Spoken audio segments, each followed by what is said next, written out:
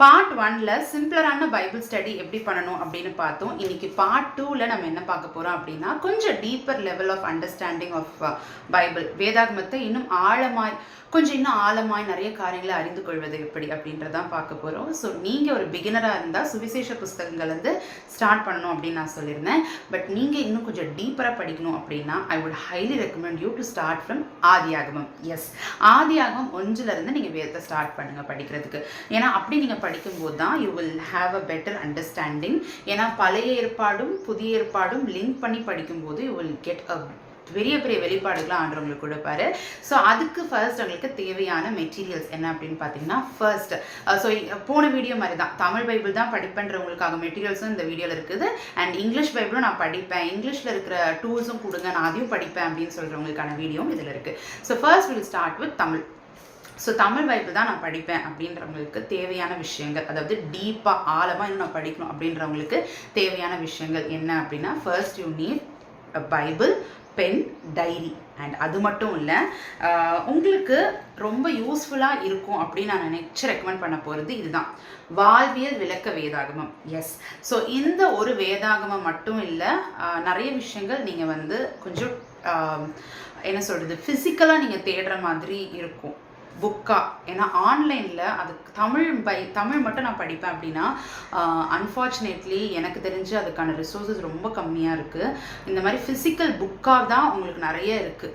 So அதில் ஒரு good option வந்து இந்த வாழ்வியல் வேதாகமம் எல்லா பைபிள் ஸ்டோர்லையும் கிடைக்குது. இதோடைய ப்ரைஸ் வந்து 1500 rupees. ஒரு நல்ல இன்வெஸ்ட்மெண்ட், உங்கள் வாழ்க்கைக்கு உங்கள் குடும்பத்துக்கு ரொம்ப ஆசீர்வாதமாக இருக்கும். நாங்கள் ஃபேமிலி ப்ரேயர் பண்ணும்போது இதிலிருந்து தான் படித்து, ஏன்னா இதில் வந்து ரொம்ப ஷார்ட்டாக ரொம்ப நல்லாயிருக்கும். ஸோ அதனால் நான் அதை ப்ரிஃபர் பண்ணுவேன். ஸோ இப்போ நீங்கள் இதில் என்ன இருக்கும், இதில் என்ன ஸ்பெஷல் அப்படி நிறைய ஸ்பெஷல் இருக்குது.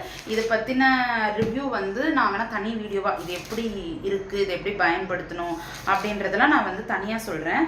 ஸோ ஃபர்ஸ்ட் இதில் வந்து ஒவ்வொரு வார்த்தைக்கான கட்டுரைகளும் இருக்கும். தீர்க்க தரிசனம்னா என்ன, 7 பண்டிகைகள் என்ன, நிறைய இருக்கும். But I don't want to confuse you all. So நீங்கள் இப்போ டீப்பராக ஸ்டடி பண்ண போகிறேன் அப்படின்னும் போது ஃபர்ஸ்ட் ஆதியாகமம் எடுத்துப்போம். இப்போ ஆதியாகமம் எடுத்துக்கிட்டீங்க அப்படின்னா இதில் என்ன இருக்கும், இந்த ஆதியாகமம் படிக்கணும்னா இப்போ அப்படின்னா நீங்கள் டீப்பராக படிக்கணும்னா ஃபஸ்ட்டு வசனங்களை மட்டும் படிச்சுட்டு இருந்தீங்க இல்லையா. இப்போ வந்து அது வந்து பிகினர் லெவல். இப்போ நீங்கள் ஆழமாக படிக்கணும் அப்படின்னா, வேத தியானிக்கணும் அப்படின்னா ஃபர்ஸ்ட் வந்து இந்த பெயர் ஆதியாகமம்னா அதுக்கு என்ன அர்த்தம், என்னதுங்க ஆதியாகமம், அதை நீங்கள் தெரிஞ்சுக்கணும். அப்புறம் இதை என்ன நோக்கத்துக்காக எழுதியிருக்கிறாங்க, எல்லா புக்குமே நீங்கள் பார்த்தீங்கன்னா புதிய ஏற்பாட்டில் வருவோமே, இந்த 5 ஆகமங்களுக்கு ஒரு நோக்கம் இருக்குது. அதே மாதிரி இப்போ இந்த புதிய ஏற்பாட்டில் பார்த்தீங்கன்னா எபேசு சபைக்கு எழுதுவது, அப்புறம் வந்து ரோமர், எபேசியர், கலாத்தியர், பிலிப்பியர், இது எல்லாத்துக்குமே ஒரு நோக்கம் இருக்குது. ஏன்னா இது எல்லாமே ஒரு தேசத்துக்கு எழுதப்பட்டது, ஒரு பட்டணங்களுக்கு எழுதப்பட்டது. ஸோ ஏன் நம்ம அதை படிக்கிறோம் அப்படின்னா, யாருக்காக அது எழுதப்பட்டிருக்குன்னு நீங்கள் தெரிஞ்சுக்கிட்டா மட்டும்தான் அதோடைய நோக்கத்தை நீங்கள் தெரிஞ்சுக்க முடியும். நோக்கத்தை தெரிஞ்சுக்கிட்டாதான் அந்த பேக்ரவுண்ட் நீங்கள் தெரிஞ்சுக்கணும். அந்த மக்கள் எப்படி இருந்தாங்க, அந்த மக்களுடைய கலாச்சாரம் எப்படி இருந்தது. ஸோ அதனால தான் இவர் வந்து இந்த வார்த்தையை சொல்லியிருக்கிறாரு அப்படின்னும் போது you will understand in a better way. புரியுதா? ஸோ ஒரு பிளெயினாக ஒரு டெக்ஸ்ட் படிக்கிறதுக்கு பதிலாக அந்த வார்த்தையை படிக்கும்போது யாருக்கு யார் சொல்லியிருக்கா, இது எந்த காலத்தில் நடந்திருக்கு, அந்த காலம் இந்த காரியம் எந்த தேசத்தில் நடந்திருக்கு, அந்த தேசத்து மக்களுடைய கலாச்சாரம் என்ன, அதெல்லாம் நீங்கள் தெரிஞ்சுக்கிட்டீங்கன்னா அதை நீங்கள் படிக்கும்போது இனிமேல் உங்களுக்கு பெட்டரான அண்டர்ஸ்டாண்டிங் கிடைக்கும். ஸோ ஃபஸ்ட்டு பேஜில் உங்களுக்கு இதெல்லாம் கொடுத்துருக்கோம். இதுலையா இப்போ ஆதியாகமாக இதில் யார் பற்றிலாம் வரப்போகுது எல்லாமே கொடுத்துருக்கோம். வாழ்க்கைக்கு இதுலேருந்து என்ன பயன்பாடு, தேவன் உங்களுக்கு இதை என்ன சொல்ல போகிறாரு, அதே மாதிரி வந்து புதிய ஏற்பாட்டுக்கு நிழலாக இதில் என்னென்ன காரியங்கள் இருக்குது அப்படின்றது எல்லாமே ஃபர்ஸ்ட் பேஜில் வந்துடும். அண்ட் அதை நீங்கள் அழகாக ஒரு நாள் படிச்சுடுவீங்க. படிச்சுட்டு இப்போ ஃபஸ்ட்டு அதிகாரத்துக்கு வந்தீங்கன்னா வேர்ஸ் பை வேர்ஸ், அதான் இதில் இருக்கிற ஒரு பியூட்டிஃபுல்லான விஷயம். வேர்ஸ் பை வேர்ஸ் அதோடைய அர்த்தங்கள் வந்து கொடுத்துருக்கோம். ஸோ இதை நீங்கள் வந்து பொறுமையாக ஃபஸ்ட்டு அந்த 10 வசனங்கள், நான் சொல்கிற மாதிரியே 10 வசனமோ 20 வசனமோ அந்த வசனங்களை படிச்சுட்டு நீங்கள் உங்களுடைய நோட் எடுத்து வசனம் பை வசனம் அதோடைய விளக்கத்தை படிச்சுட்டு, விளக்கத்தில் உங்களுக்கு என்ன அவங்க ஒரு விளக்கம் கொடுத்துருப்பாங்க. இது வந்து யாரோ ஒருத்தவங்க விளக்கம் எழுதியிருக்குது கரெக்டாக. ஸோ நமக்கு அது மட்டும் முக்கியம் கிடையாது, அந்த விளக்கத்தை படிச்சுக்கோங்க. விளக்கம் நம்ம ஏன் படிக்கிறோன்னா அதோடைய பேக்ரவுண்ட் புரிஞ்சுக்கணும், அந்த வார்த்தையோட அர்த்தம் புரிஞ்சுக்கணும். அதுக்காக தான் நம்ம அந்த விளக்கத்தை படிக்கிறோம். படிச்சுட்டு நீங்கள் அந்த விளக்கத்தை படிக்கும்போதே ஆவியானவர் உங்களுக்கு ஒரு காரியத்தை வெளிப்படுத்துவார். அந்த வெளிப்படுத்துகிற காரியத்தை வேர்ஸ் பை வேர்ஸாக அப்படியே எழுதிட்டே வாங்கலேன். அப்படி நீங்கள் டெய்லி வந்து நீங்கள் ஒவ்வொரு நாள் இதை தியானிக்கும் போது முழு வேதாகமத்தையும் ஒரு அளவுக்கு நீங்கள் புரிஞ்சுக்க முடியும். அதாவது நம்ம வாழ்நாளில் நம்ம கற்றுக்கிட்டே இருக்கணும். வேதாகமத்தை வந்து படிச்சுட்டு எல்லாரும் வந்து எல்லாம் தெரிஞ்சிருச்சு அப்படின்ற ஒரு நிலையை நீங்கள் வர முடியாது.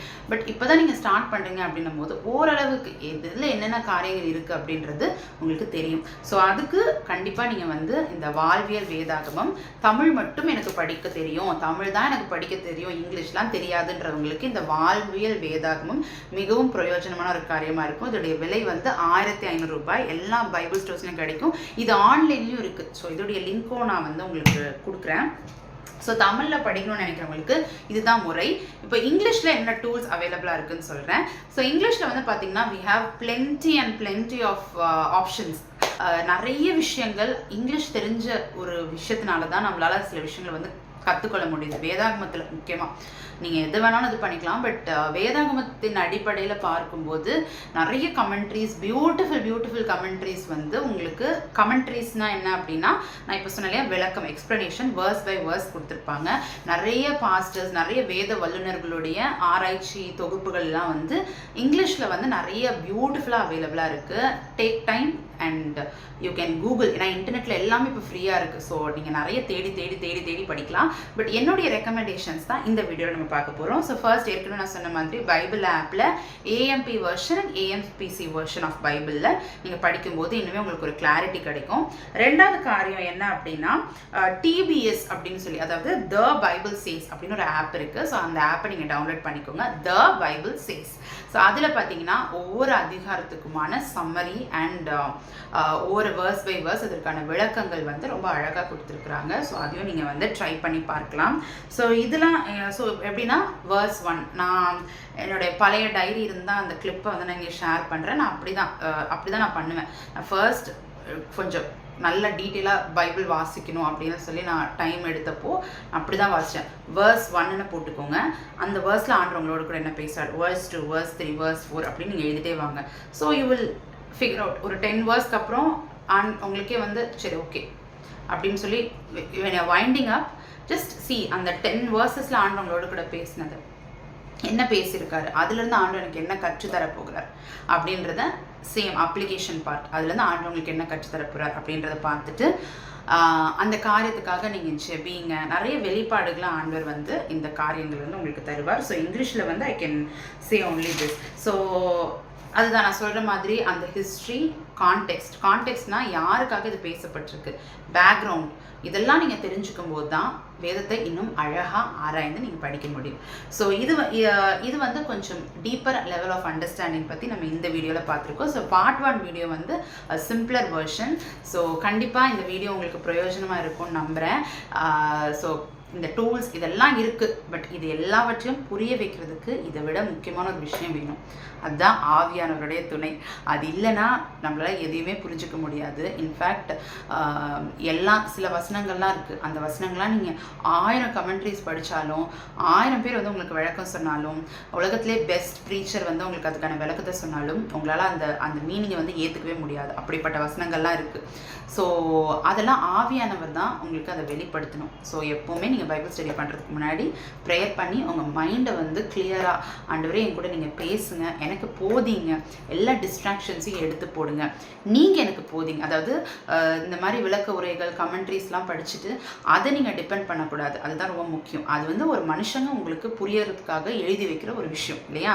ஸோ நீங்கள் வந்து வசனத்தை படிங்க. இந்த கமெண்ட்ரிஸ் உங்களுக்கு ஹெல்ப் பண்ணுறதுக்கு, அதை புரிஞ்சுக்கிறதுக்கு ஹெல்ப் பண்ணுற ஒரு கைடு மாதிரி. பட் உங்களுடைய டீச்சர், உங்களுடைய ரியல் நீங்கள் யாரை சார்ந்திருக்கணும் அப்படின்னா ஆவியானவரை சார்ந்துருங்க. இதை நம்ம விளக்கத்துக்காக இது ஜஸ்ட் ஒரு எக்ஸ்பிளனேஷனுக்காக நம்ம படிக்கிறோம். பட் இதிலிருந்து உங்களுக்கு வெளிப்பாடு, ரெவலேஷன் வரணும் அப்படின்னா you have to depend on Holy Spirit. ஆவியானவரை சார்ந்திருந்தால் மட்டும்தான் வெளிப்பாடு உங்களுக்கு கிடைக்கும்.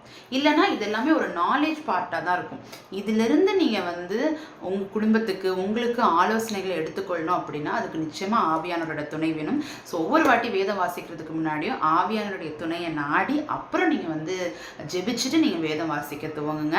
ஸோ ஐ ஹோப் உங்களுடைய டிவோஷன் டைம்ஸ் எல்லாம் பியூட்டிஃபுல் டைம்ஸாக அமையணும்னு இந்த வீடியோ பார்க்குற எல்லாருக்காகவும் நான் ஜெபிச்சுக்கிறேன். ஸோ இந்த வீடியோ உங்களுக்கு ஒரு கிளாரிட்டி கொடுத்துருக்கோம் நம்புகிறேன். நீங்கள் என்னென்ன கமெண்ட்ரிஸ் படிப்பீங்க, இல்லை நீங்கள் எப்படி டிவோஷன் பண்ணுவீங்க அப்படின்றத மறக்காமல் கீழே காமெண்ட் செக்ஷனில் சொல்லுங்கள். It will be very helpful for me as well as the subscribers. So இந்த வீடியோ உங்களுக்கு பிடிச்சிருந்தது, ஏதோ ஒரு வகையில் உங்களுக்கு பயனுள்ளதாக இருந்தால் உங்கள் ஃப்ரெண்ட்ஸ் ஃபேமிலி மெம்பர்ஸோட ஷேர் பண்ணுங்கள். அடுத்த வீடியோவில் உங்களை சந்திக்கிறேன். Until then, bye and God bless you all.